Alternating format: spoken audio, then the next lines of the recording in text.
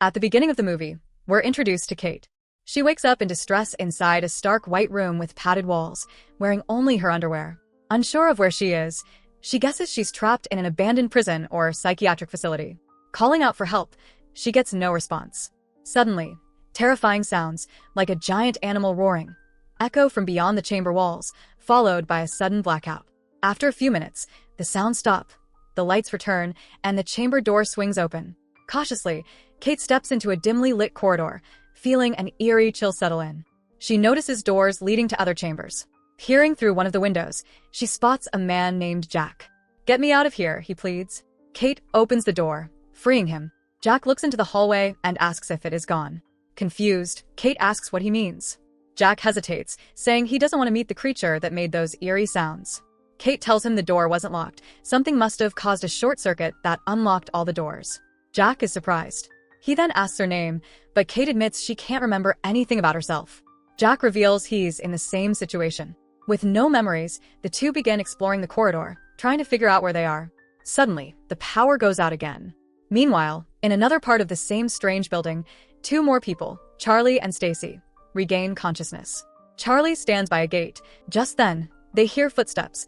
Kate and Jack have arrived at the gate. Charlie appears and says he and Stacy also can't remember anything, not even their names. Kate suggests exploring the corridors in both directions, and they agree to meet back at the gate if anyone finds an exit. Still shivering, Stacy asks Kate to turn on the heat if she finds the control system first. As they split up, Charlie and Stacy come across a room that looks like a school classroom. On the board, words like spirit, body, mind, and memory are written. As they continue exploring, Charlie wonders what happened to the other people who were there and why it hasn't happened to them. Suddenly, another roar echoes through the corridor.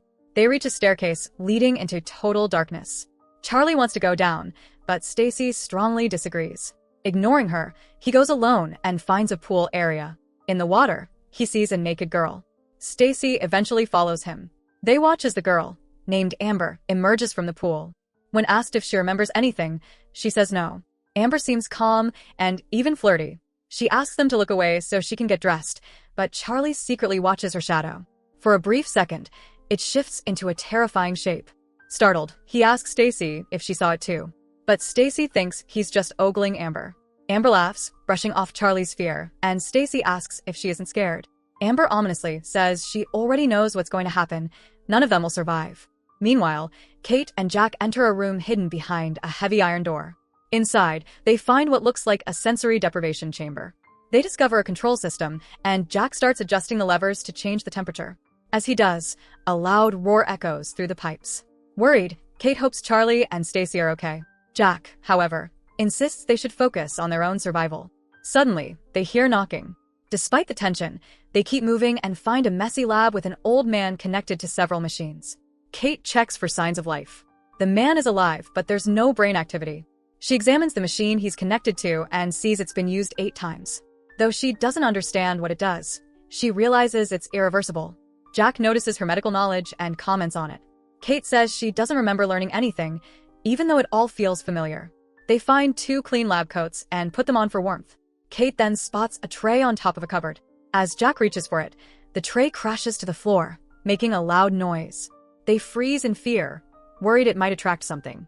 Jack peeks into the hallway with a scalpel, but it's empty. As he reassures Kate, a man named Dave suddenly attacks them, mistaking them for doctors.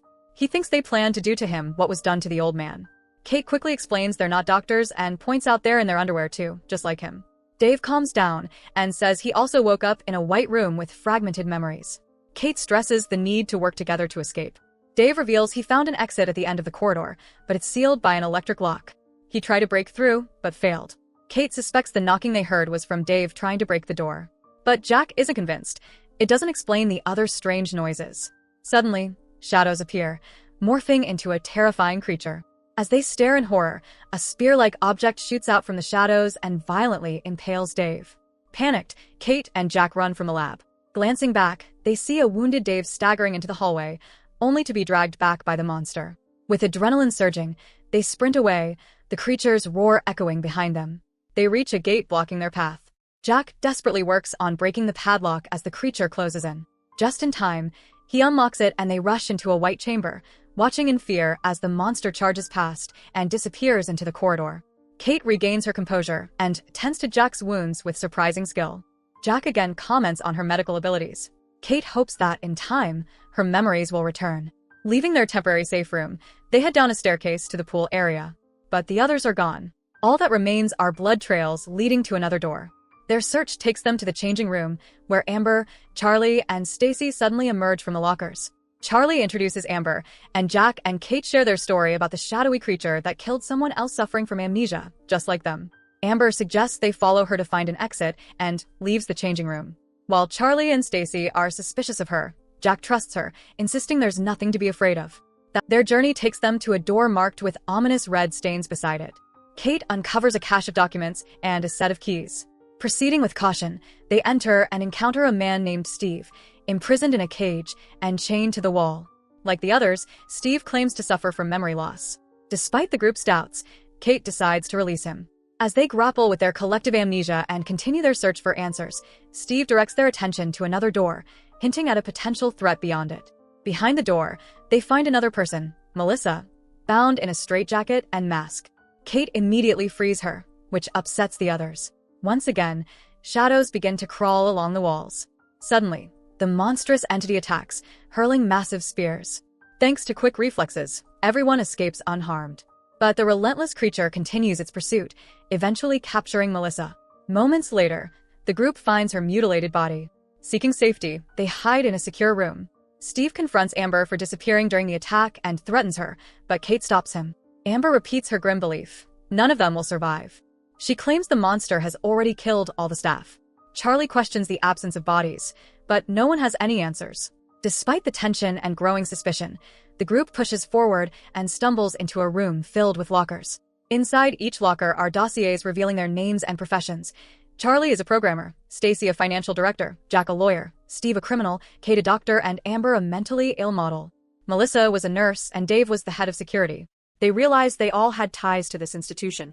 Retrieving their belongings and changing into their clothes, they try to make sense of the situation. Among Steve's items, he finds a gun, hoping it'll protect them. But they soon learn that only bright light can stop the monster.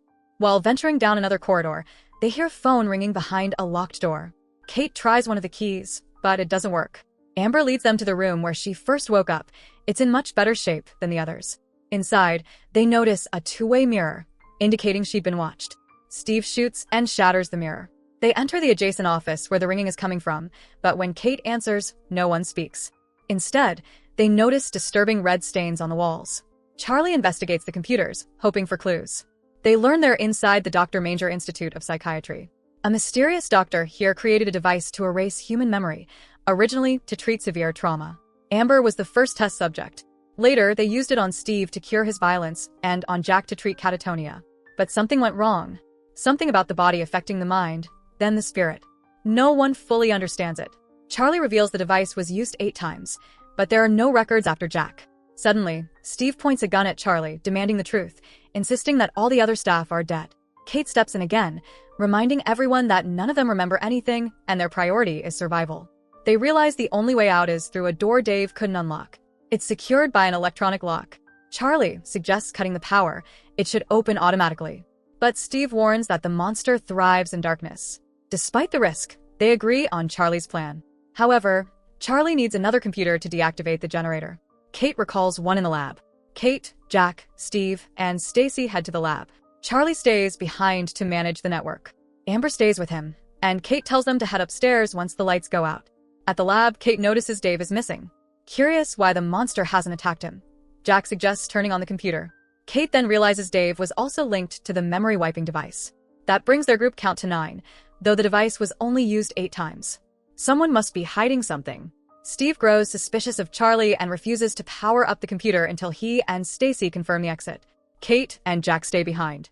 Kate then uncovers the old man's name, Jack Roberts, sharing the same surname as her partner. She accuses Jack of lying. Jack confesses that the staff wanted to help people start fresh by erasing their memories. Without knowing who you were, you could become who you wanted to be. But something went terribly wrong. The connection between consciousness, body, and soul proved complex. The old man's body stayed intact, but when the machine accessed his brain, something ruptured. His soul left his body, becoming the shadowy entity hunting them. Jack claims the creature targets them because of Kate. She locked the building, trapping both the shadow and Jack inside. Suddenly, Kate realizes Jack is Dr. Manger. Stunned, she asks about her own identity. Dr. Manger reveals she is his wife. As Kate processes this, Dr. Manger activates the lab's computer, allowing Charlie to connect. Dr. Manger explains that Nurse Melissa thought he'd gone too far and reported him to Stacy. During her inspection, he had no choice but to brainwash them to keep the truth hidden. Charlie and Dave found out too, and met the same fate. Kate asks why he did this to her. He says it was out of love. He erased any unwanted thoughts to preserve what they had. Disgusted, Kate calls him a sick bastard. Dr. Manger doesn't deny it. He simply says they must undress. Those without memories didn't wear clothes, and the shadow ignores those without identity. Steve and Stacy return to the lab and find the computer active. Dr. Manger suddenly attacks Steve with a scalpel, killing him, and tells Stacy to run. Kate strikes her husband and escapes. Charlie successfully cuts the power, unlocking the door, but now they must reach it in total darkness. They find Stacy in the sensory deprivation chamber, the only place still lit. Kate tells her the truth about Dr. Manger. But he arrives, armed, and locks them in, determined to hide his crimes. Meanwhile, Charlie and Amber keep searching for an exit. A shadow looms behind them. They jump into a pool to avoid detection. But when Charlie surfaces, he watches the shadow rise from the drain and engulf Amber. Kate and Stacy hear movement in the pipes. The entity is close. Stacy hides in the chamber, but the shadow slips through the lid and consumes her. Dr. Manger reaches the exit first, but runs into a wounded Steve. Steve stabs him with a scalpel, but the doctor shoots back and keeps going. As he approaches the door, a massive shadow rises behind him. Charlie frees Kate from the locked room. She tells him everything. They race to the exit, only to be stopped by the creature. Bracing themselves, they shine their flashlights and charge at it. The bright beams hold it back just long enough for them to escape into the forest. But the shadow follows. Running through the darkness, Kate and Charlie stumble and fall, trapped beneath the towering creature. Suddenly, the sun rises. Brilliant light floods the forest, tearing the monster apart. Catching their breath, Kate and Charlie watch as the shadow vanishes. Together, they walk into a new life. So that's it. Hope you enjoy the story. Subscribe and press the bell icon for more videos.